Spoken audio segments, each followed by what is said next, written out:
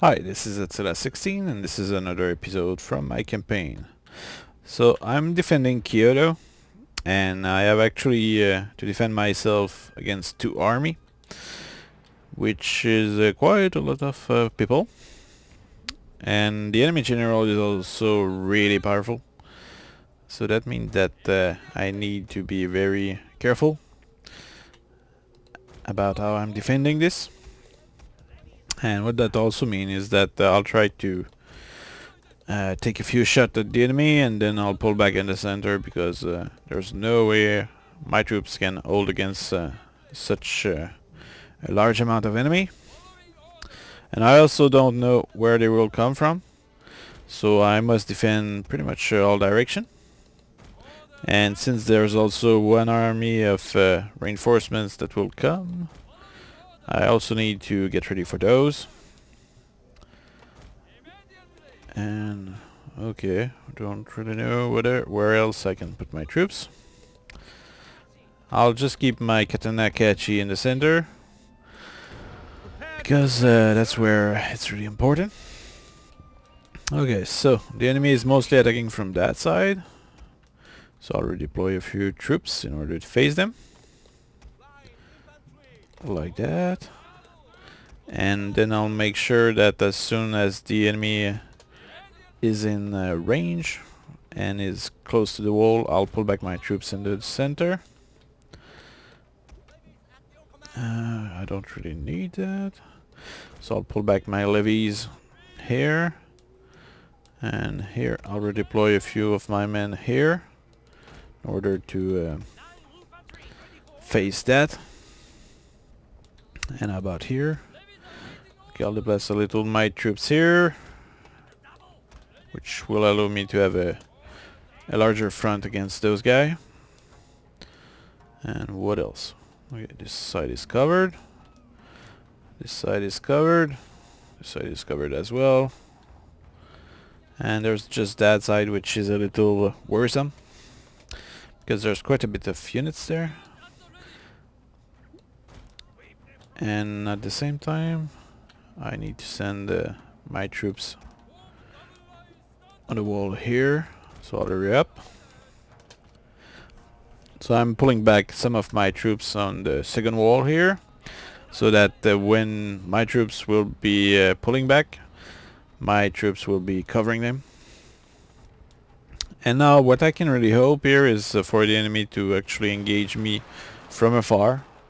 They are really good enemy troops, and they probably will win the exchange of fire, but at least it will slow them down and will prevent them from climbing the wall too quickly.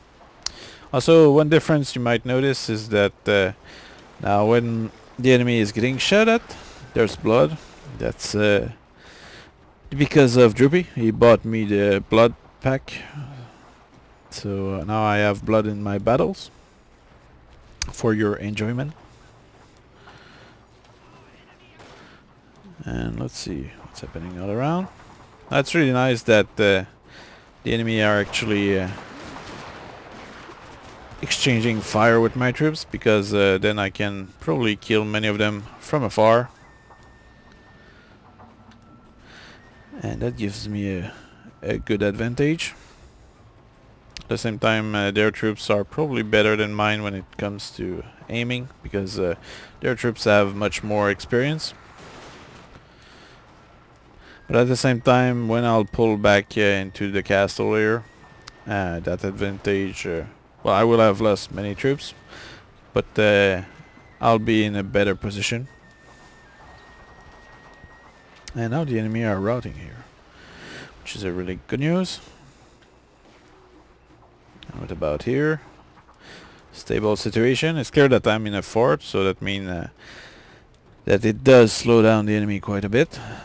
And in terms of the damage they can inflict to me. Now here they will likely climb the wall.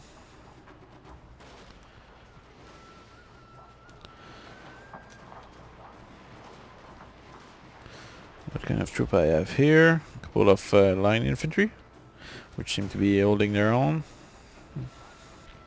At the same time, I need to be careful not to get overwhelmed by the enemy. So here I'll start pulling back, because the enemy are inside the wall. And I don't care losing a few men there. At the same time here my troops are routing, so I'll pull back as well.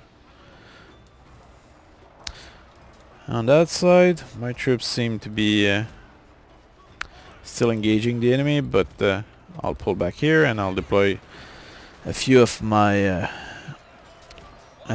spear levy. I really want to pull back my line infantry because these are pretty good. I want to keep them. So pulling back on that side. This is the situation here. Enemy has been weakened quite a bit, but at the same time my troops are getting demoralized, so I'll pull them back.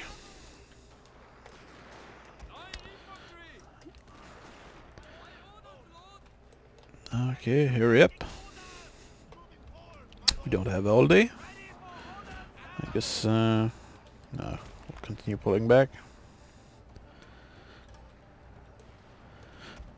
And now I like proper cover.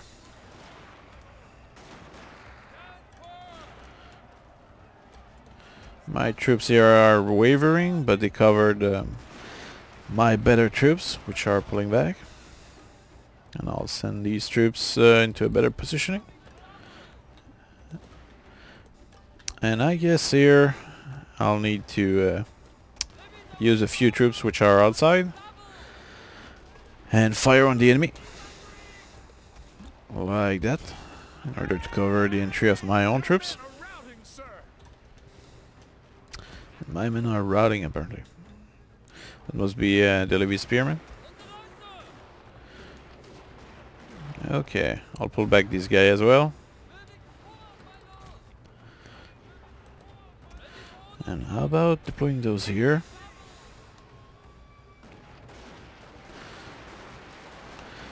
Now these enemy, they might be capturing that position over there, but they seem to be routed as they climb because of the few troops I have positioned there. And now it's all a question of routing those spear levy. So they are engaging. Oh, it's a bloodbath, literally. So I'm routing a few spear levy. Now I'll try to engage these guys here. I'll pull back my troops here because I think it's safer than trying to go on the wall. And I'll deploy my men here as well. Now the interesting part here is that the enemy general is engaging, well, is getting close, so he will probably climb the wall. I'll replace my levy infantry by line infantry in order to shoot that general down. And what else? Well, my troops seem to be doing a pretty good job. These are line infantry, so that's good. On that side, the enemy has really good infantry, but while facing guns, it doesn't change much. It's only a question of morale, really. And although they seem to resist a few shots sometimes, must have a pretty thick skin. As you can see, the enemy are having trouble organizing properly to climb the second wall, which is very good for me. And if they actually do, they will have to face these guys, which are extremely good in melee and can likely beat anything that the enemy will threat me. At the same time here, enemy generals, which are not climbing the wall yet. I don't know why. Okay, I'll engage my katana kashi. Oh. And by having these in the melee, enemy line infantry won't stand a chance. Okay. While I'm doing this, I'll re-engage these by advancing them. And I guess I can deploy these guys here. And this guy here.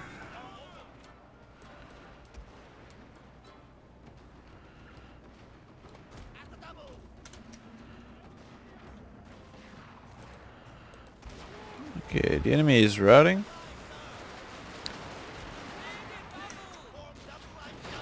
And my troops are shooting them from afar. So now there's only the enemy generals which are remaining. And perhaps what I'll do is I'll bring a few troops which are not engaged yet. And I'll deploy them on the wall to rout these generals.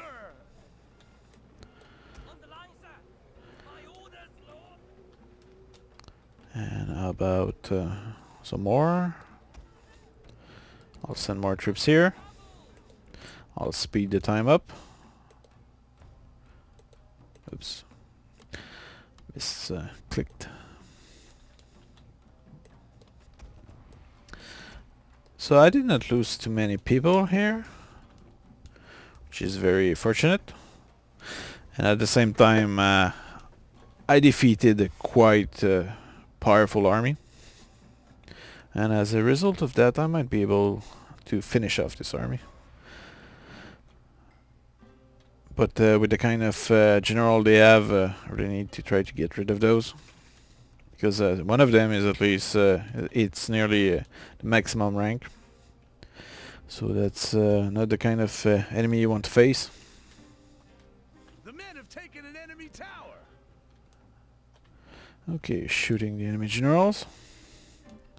And the enemy generals don't seem particularly mobile. And they are also routing.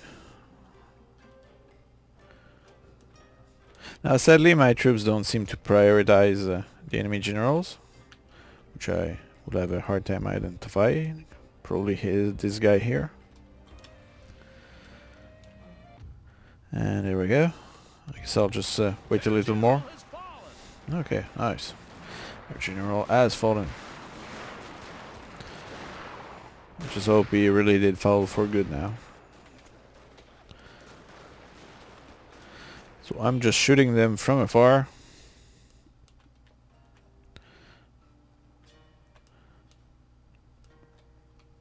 Because there's still that general here. Their allies have forsaken them. So perhaps they will manage to hit him. That will be good.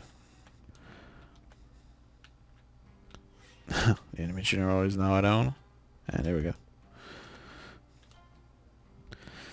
So I guess that was it for this battle. I hope you enjoyed it, and let's move to the campaign now.